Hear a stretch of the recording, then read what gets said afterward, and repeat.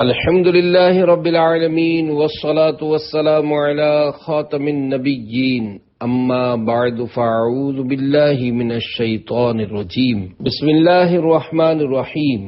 علم دین کے فضائل، احیاء العلوم جلد پہلی کے باب علم کا بیان سے کچھ ترمیم و اضافے کے ساتھ دعائے عطار، یا رب المصطفیٰ، جو کوئی 14 صفحات کا رسالہ علم دین کے فضائل پڑھ یا سن لے، اسے اپنی رضا کے لیے علم دین حاصل کرنے اور اس پر اخلاص کے ساتھ عمل کرنے کی توفیق عطا فرما اور اسے بے حساب بخش دے، آمین بجاہ خاتم النبیین صلی اللہ علیہ وآلہ وسلم۔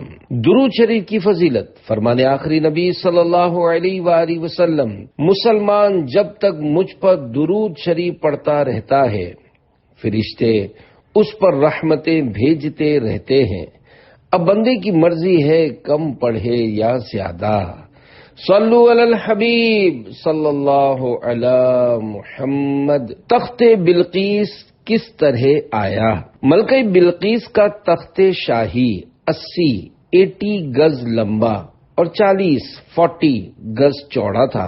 یہ سونے چاندی اور طرح طرح کے جواہرات اور موتیوں سے آراستہ تھا۔ جب حضرت سلیمان علیہ السلام نے بلقیس کے قاصد اور اس کے تحائف کو ٹھکرا دیا اور اس کو یہ خط بھیجا کہ وہ مسلمان ہو کر میرے دربار میں حاضر ہو جائے، تو آپ کے دل میں یہ خواہش پیدا ہوئی کہ بلقیس کے یہاں آنے سے پہلے ہی اس کا تخت میرے دربار میں آ جائے۔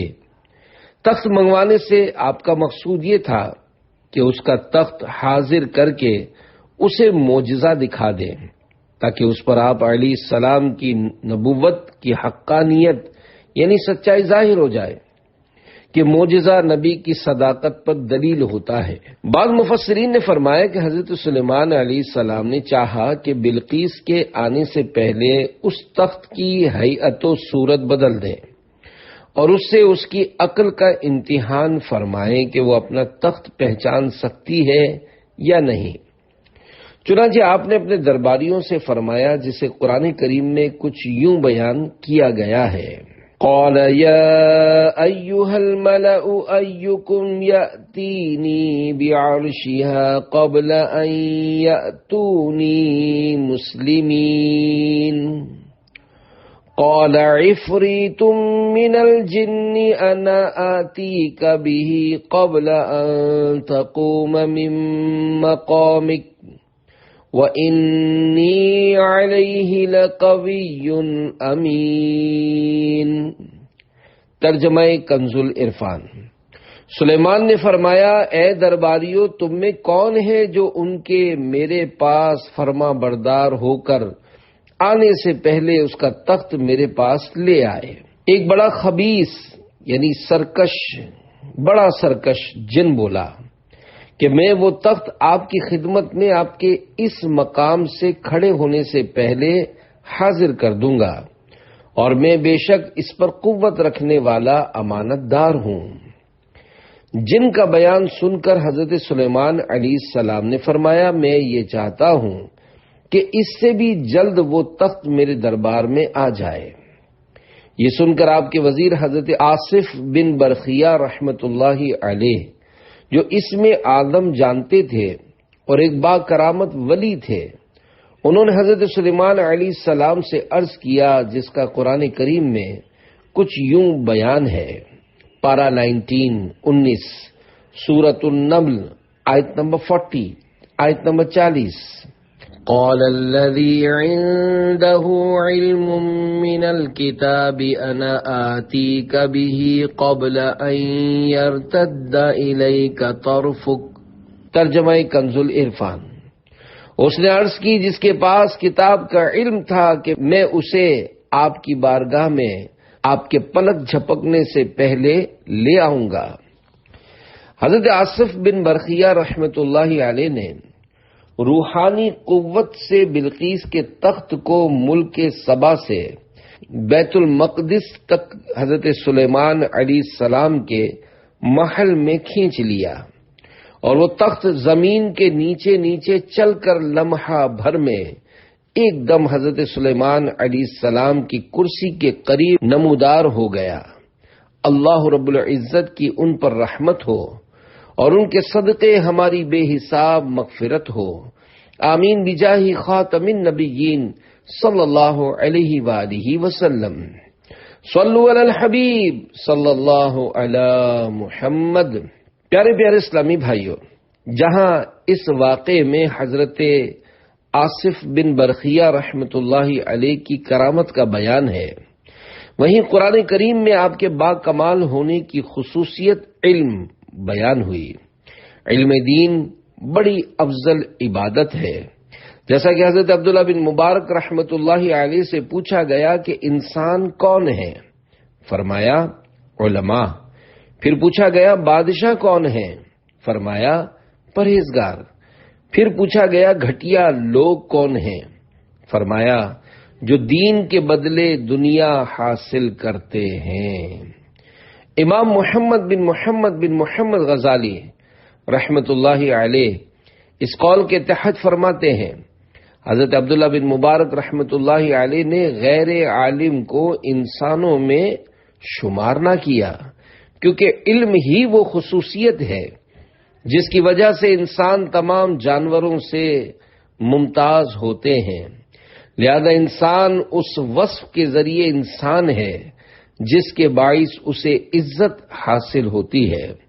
وہ جسمانی قوت کی وجہ سے انسان نہیں، ورنہ اونٹ اس سے زیادہ طاقتور ہے، نہ جسامت کی وجہ سے انسان ہے، ورنہ ہاتھی کا جسم اس سے کہیں زیادہ بڑا ہے، نہ بہادری کے سبب، ورنہ درندے اس سے بڑھ کر بہادر ہیں، نہ اس لیے کہ وہ زیادہ کھاتا ہے کیونکہ بیل کا پیٹ اس سے زیادہ بڑا ہوتا ہے، بلکہ انسان علم ہی کے لیے پیدا کیا گیا ہے۔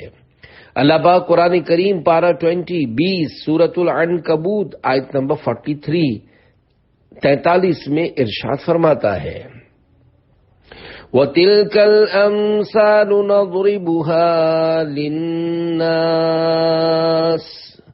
وَمَا يَعْقِلُهَا إِلَّا الْعَالِمُونَ۔ ترجمہ کنز العرفان۔ اور یہ مثالیں ہیں جنہیں ہم لوگوں کے لیے بیان فرماتے ہیں اور انہیں علماء ہی سمجھتے ہیں۔ دین کا ستون حدیث پاک میں ہے، اللہ پاک کی کوئی عبادت ایسی نہیں کی گئی جو دین کی سمجھ بوجھ حاصل کرنے سے افضل ہو، اور ایک فقیہ یعنی عالم شیطان پر 1000 عبادت گزاروں سے زیادہ بھاری ہے۔ ہر چیز کا ایک ستون ہوتا ہے اور اس دین کا ستون فقہ ہے۔ ایک اور حدیث پاک میں ہے، 2 خصلتیں ایسی ہیں جو کسی منافق میں نہیں ہوتی، حسن اخلاق اور دین کی سمجھ بوجھ۔ عالم دین کا معیار۔ امام غزالی رحمۃ اللہ علیہ فرماتے ہیں، اس حدیث میں فقہ سے مراد وہ نہیں جو تم سمجھتے ہو۔ فقیہ کا کم سے کم درجہ یہ ہے کہ وہ اس بات کا یقین رکھے کہ آخرت دنیا سے بہتر ہے، اور اگر اس پر اس بات کی معرفت سچی اور غالب ہوگی تو اس کی برکت سے وہ نفاق اور ریا سے پاک ہو جائے گا۔ لقمان حکیم کی وصیت۔ منقول ہے کہ حضرت لقمان رحمۃ اللہ علیہ نے اپنے بیٹے کو جو وصیتیں فرمائیں ان میں ایک وصیت یہ بھی تھی کہ بیٹا علماء کرام کی صحبت میں بیٹھا کرو، کیونکہ اللہ پاک نور حکمت سے دلوں کو ایسے زندہ کرتا ہے جیسے زمین کو مسلسل بارش سے۔ دل کی غذا۔ حضرت فتح موصلی رحمۃ اللہ علیہ نے لوگوں سے پوچھا، اگر مریض کو کھانے پینے اور دوا سے روک دیا جائے تو کیا وہ مر نہیں جائے گا؟ لوگوں نے کہا کیوں نہیں؟ فرمایا دل کا بھی یہی معاملہ ہے کہ اگر 3 دن تک اس سے علم و حکمت کو دور رکھا جائے تو وہ مردہ ہو جاتا ہے۔ امام غزالی رحمۃ اللہ علیہ فرماتے ہیں کہ حضرت فتح موصلی رحمۃ اللہ علیہ نے بالکل سچ فرمایا، کیونکہ جس طرح کھانا بدن کی غذا ہے اسی طرح علم و حکمت دل کی غذا ہے، جن کی بدولت وہ زندہ رہتا ہے، اور جس کے پاس علم نہیں اس کا دل بیمار اور اس کی موت لازمی ہے، لیکن اسے اس بات کی خبر نہیں ہوتی کیونکہ دنیا کی محبت اور اس میں مشغولیت اس کے احساس کو ختم کر دیتی ہے، جیسا کہ خوف کے غلبے کے وقت زخم کی تکلیف کا احساس نہیں رہتا، اگرچہ تکلیف موجود ہوتی ہے، پھر جب موت اس سے دنیا کے بوجھ اتارتی ہے تب وہ اپنی ہلاکت محسوس کر کے بہت پچھتاتا ہے، لیکن پھر یہ اس کے حق میں بے فائدہ ہوتا ہے۔ یہ ایسے ہے جیسے مدہوش کو نشے اور خوف کی حالت میں لگے زخموں کا احساس اس وقت ہوتا ہے جب اسے خوف اور نشے سے نجات ملتی ہے۔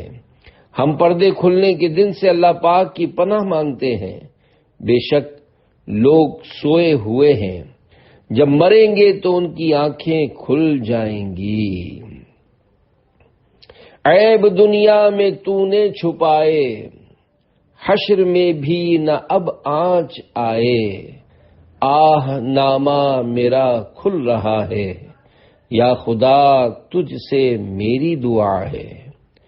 لباس حیا، اللہ پاک پارہ 8 سورۃ الاعراف آیت 26 میں ارشاد فرماتا ہے، یا بنی آدم قد انزلنا علیکم لباسا یواری سوآتکم وریشا وَلِبَاسُ التَّقْوَى ذَلِكَ خَيْرٌ۔ ترجمہ کنز العرفان، اے آدم کی اولاد، بے شک ہم نے تمہاری طرف ایک لباس وہ اتارا جو تمہاری شرم کی چیزیں چھپاتا ہے، اور ایک لباس وہ جو زیب و زینت ہے، اور پرہیزگاری کا لباس سب سے بہتر ہے۔ ایک قول یہ ہے کہ اس آیت میں لباسا سے علم، ریشا سے یقین اور لباس التقوی سے حیا مراد ہے۔ حضرت وہب بن منبر یمانی رحمت اللہ علیہ سے روایت ہے کہ ایمان بے لباس ہے، اس کا لباس پرہیزگاری ہے، جبکہ اس کی زینت حیا اور اس کا پھل علم ہے۔ شہر کے حاکم سے ملنے کا وقت نہیں۔ عظیم تابعی بزرگ حضرت سالم بن ابو جعد رحمت اللہ علیہ بیان کرتے ہیں کہ مجھے میرے مالک نے 300 درہم میں خرید کر آزاد کر دیا، تو میں نے سوچا کہ اب کون سا پیشہ اختیار کروں۔ بالآخر علم دین حاصل کرنے میں مشغول ہو گیا۔ ابھی سال بھی نہیں گزرا تھا کہ شہر کا حاکم مجھ سے ملنے کے لیے آیا، لیکن میں نے اسے اجازت نہ دی۔ ایک بزرگ کا فرمان ایسے معاملے پر کیا خوب صادق آتا ہے۔ چنانچہ حضرت ابو اسود رحمت اللہ علیہ نے فرمایا، علم سے بڑھ کر عزت والی چیز کوئی نہیں۔ بادشاہ لوگوں پر حکومت کرتے ہیں، جبکہ علماء بادشاہوں پر حکومت کرتے ہیں۔ فضیلت کا لغوی اور اصطلاحی معنی، امام غزالی رحمت اللہ علیہ فرماتے ہیں کہ لفظ فضیلت فضل سے لیا گیا ہے، اور فضل زیادہ ہونے کو کہتے ہیں۔ جب دو چیزیں کسی بات میں مشترک یعنی ایک جیسی ہوں اور ان میں سے ایک کسی اضافی بات سے خاص ہو تو کہا جاتا ہے کہ یہ اس سے افضل ہے اور اسے اس پر فضیلت حاصل ہے، جبکہ وہ اضافی بات اس میں موجود ہو جو اس کے لیے کمال کی بات ہو، جیسا کہ کہا جاتا ہے گھوڑا گدھے پر فضیلت رکھتا ہے، کیونکہ بوجھ اٹھانے کی قوت میں تو گھوڑا اور گدھا برابر ہیں، لیکن حملہ کرنے، دوڑنے، سخت حملہ آور ہونے کی قوت اور اچھی صورت کی خوبیاں گھوڑے میں اضافی ہیں۔ اب اگر بالفرض گدھے کو اضافی سامان کے ساتھ خاص کیا جائے تو یہ نہیں کہا جا سکتا کہ وہ گھوڑے پر فضیلت لے گیا، کیونکہ یہ جسمانی اضافہ ہے، جبکہ حقیقت میں کمی جو کہ کوئی کمال کی بات نہیں، اس لیے کہ حیوان میں جسم نہیں بلکہ معنویت یعنی اصلیت اور اس کی صفات مقصود ہوتی ہے۔ مزید فرماتے ہیں علم کو اپنی ذات کے اعتبار سے کسی کی طرف اضافت کیے بغیر مطلقاً فضیلت حاصل ہے، کیونکہ یہ اللہ پاک کا وصف کمال انبیاء کرام اور ملائکہ اعظام علیہم السلام کا شرف ہے۔ پسندیدہ چیز کی طرف رغبت کی وجہ، امام غزالی رحمت اللہ علیہ فرماتے ہیں، یاد رہے کہ ایسی بہترین چیزیں جنہیں حاصل کرنے کا شوق ہوتا ہے ان کی 3 قسمیں ہیں۔ نمبر 1، ایسی چیز جسے حاصل کرنے کا مقصد کوئی اور وجہ ہو، جیسے روپے پیسے۔ دراصل روپے پیسے کاغذ کے ٹکڑے ہیں، ان کا کوئی فائدہ نہیں ہے، کیونکہ کاغذ کے نوٹ کھانے سے نہ پیٹ بھرتا ہے نہ پیاس بجھتی ہے۔ اگر اللہ پاک ان کے ذریعے ہماری ضروریات حاصل کرنا آسان نہ فرماتا تو یہ نوٹ اور ردی کے کاغذ برابر ہوتے ہیں۔ حضرت وہب بن منبہ رحمت اللہ علیہ سے درہم و دینار کے متعلق پوچھا گیا تو آپ نے فرمایا، یہ انسان کے گزر بسر کے لیے زمین میں اللہ پاک کی مہریں ہیں، نہ کھائی جاتی ہیں نہ پی جاتی ہیں، تم انہیں جہاں بھی لے جاؤ گے تمہاری ضرورت پوری ہوگی۔ نمبر 2، وہ چیز جسے حاصل کرنے کا مقصد خود وہی چیز ہو، جیسے آخرت کی کامیابی اور اللہ پاک کے دیدار کی لذت۔ اللہ پاک کی عطا کی گئی نعمتوں میں سب سے افضل و اعلیٰ یہ قسم ہے۔ نمبر 3، وہ چیز جسے حاصل کرنے کا مقصد خود وہ چیز بھی ہوتی ہے اور کبھی اس سے کوئی دوسری چیز بھی حاصل کی جا سکتی ہے، جیسے انسان چاہتا ہے کہ اس کا جسم سلامت رہے، کیونکہ اگر اس کے پاؤں کو چوٹ لگتی ہے تو تکلیف ہونے کے ساتھ ساتھ اس کی ضروریات زندگی کے کاموں میں حرج بھی آتا ہے، اس لیے بندہ کوشش کرتا ہے کہ اس کا جسم سلامت رہے۔ اب اس اعتبار سے علم کو دیکھیں تو علم اپنی ذات کے اعتبار سے لذیذ ہے، لہذا دوسری قسم میں شامل ہے جو پہلی سے افضل ہے، نیز وہ آخرت اور اس کی کامیابی کا وسیلہ اور اللہ پاک کے نزدیک ہونے کا ذریعہ ہے کہ اس کے بغیر قرب الہی حاصل نہیں ہوتا۔ آدمی کے حق میں سعادت ابدی یعنی ہمیشہ ہمیشہ کے لیے سعادت مندی کا مرتبہ سب سے بلند ہے اور اس کا وسیلہ سب چیزوں سے افضل ہے، اور سعادت ابدی بغیر علم و عمل کے حاصل نہیں ہو سکتی، اور علم کی کیفیت کا علم نہ ہو تو وہ عمل تک رسائی نہیں ہوتی۔ پتہ چلا کہ دنیا و آخرت کی اصل سعادت علم ہے، اسی لیے یہ سب سے افضل ہے۔ ایک روایت میں ہے، تمہارے دین کا افضل عمل وہ ہے جو آسان ترین ہو، اور دین سیکھنا سب سے افضل عبادت ہے۔ مال سے بہتر۔ مسلمانوں کے چوتھے خلیفہ امیر المومنین حضرت علی المرتضیٰ رضی اللہ عنہ نے حضرت کمیل بن زیاد نخعی رحمت اللہ علیہ سے فرمایا، اے کمیل، علم مال سے بہتر ہے کہ علم تیری حفاظت کرتا ہے جبکہ مال کی تجھے حفاظت ہوتی ہے۔ علم حاکم ہے اور مال محکوم، مال خرچ کرنے سے گھٹتا ہے جبکہ علم خرچ کرنے سے بڑھتا ہے۔ مزید فرمایا، رات بھر عبادت کرنے والے دن بھر روزہ رکھنے والے مجاہد سے عالم افضل ہے، اور عالم کی موت سے اسلام میں ایسا رکھنا یعنی گیپ پڑتا ہے جسے اس کے نائب کے سوا کوئی سوالی نہیں بھر سکتا۔ آپ رضی اللہ عنہ نے کچھ اشعار پڑھے جن میں یہ بھی ہے، علم کے ذریعے کامیابی حاصل کرو، ہمیشہ کی زندگی پاؤ گے۔ لوگ مر جاتے ہیں جبکہ علماء زندہ رہتے ہیں۔ مشکلات آسان ہو جائیں گی۔ حضرت زبیر بن ابو بکر رحمت اللہ علیہ بیان کرتے ہیں کہ میں عراق میں تھا، میرے والد محترم نے مجھے پیغام بھیجا کہ علم کو لازم کر لو، اگر غریب ہو تو یہ تمہارا مال ہے، اور اگر غنی ہو تو یہ تمہارا جمال ہے۔ ایک روایت میں ہے، جو علم دین حاصل کرے گا اللہ پاک اس کی مشکلات کو آسان فرما دے گا اور اسے وہاں سے رزق عطا فرمائے گا جہاں اس کا گمان بھی نہ ہوگا۔ عالم دین کی وفات، حدیث پاک میں ہے عالم زمین میں اللہ پاک کا امین ہوتا ہے۔ ایک اور روایت میں ہے ایک قبیلے کی موت ایک عالم کی موت سے آسان ہے۔ کسی عقل مند کا قول ہے کہ عالم کی وفات پر پانی میں مچھلیاں اور ہوا میں پرندے روتے ہیں۔ عالم کا چہرہ غائب ہو جاتا ہے لیکن اس کی یادیں باقی رہتی ہیں۔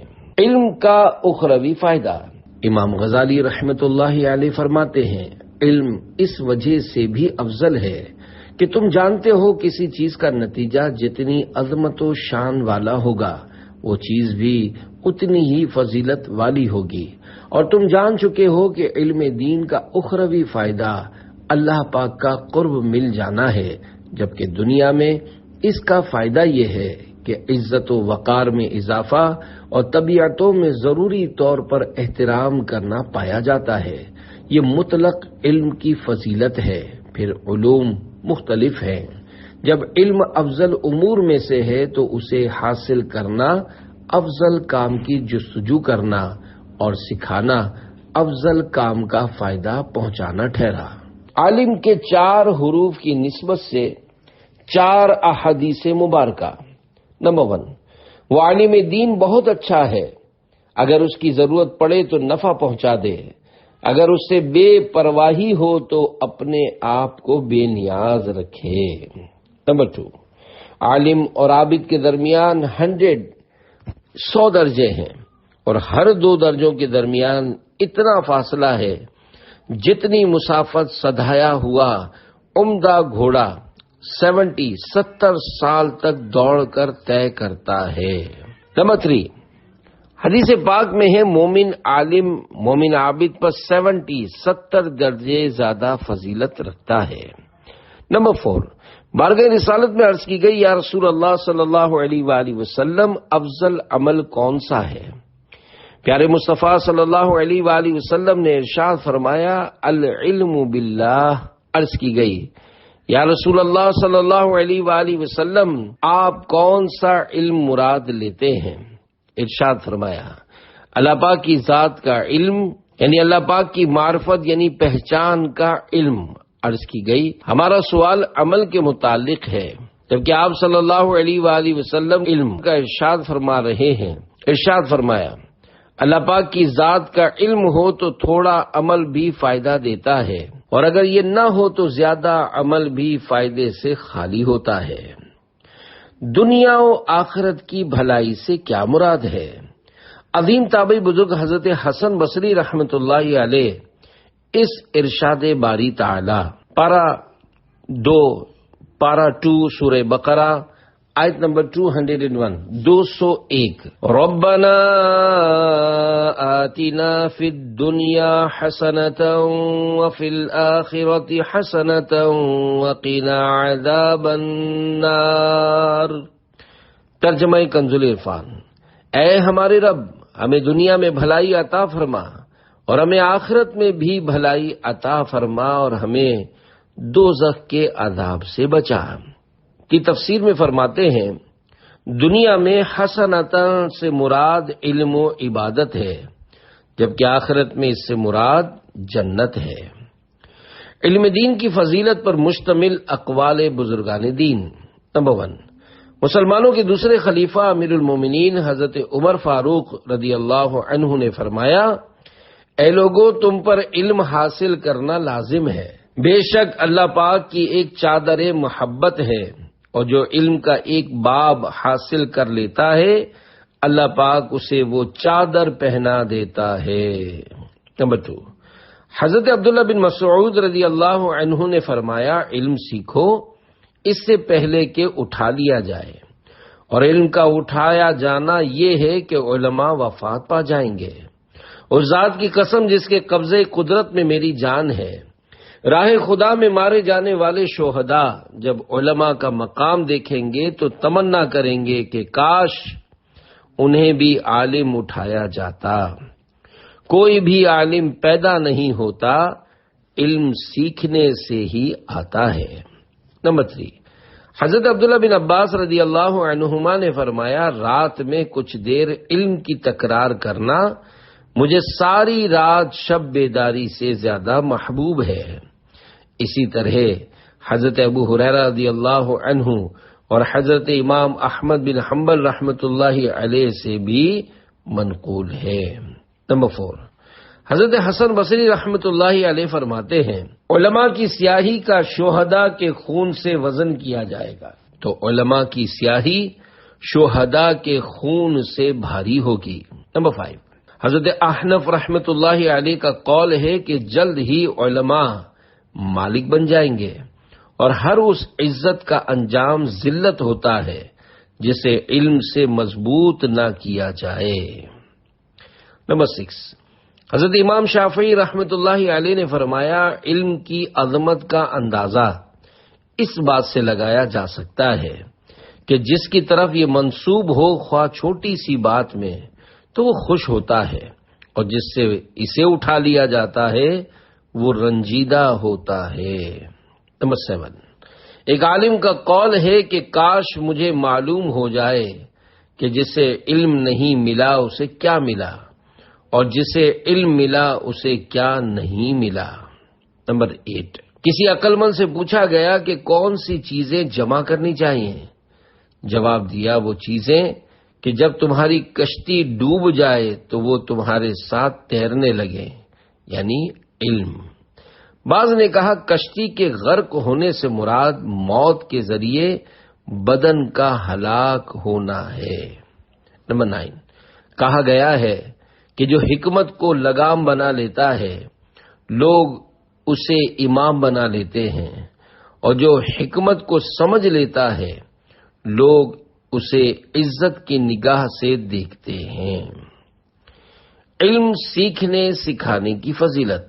ایک بار حضور صلی اللہ علیہ وآلہ وسلم اپنے حجرہ مبارکہ سے مسجد میں تشریف لائے تو 2 حلقے سجے ہوئے تھے، ایک قرآن مجید پڑھ رہا تھا اور اللہ پاک سے دعا مانگ رہا تھا، جبکہ دوسرا علم سیکھنے سکھانے میں مشغول تھا۔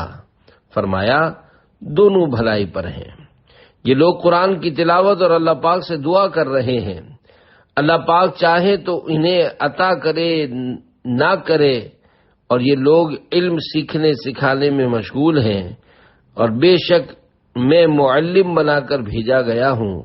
پھر آپ صلی اللہ علیہ وآلہ وسلم وہیں تشریف فرما ہوئے۔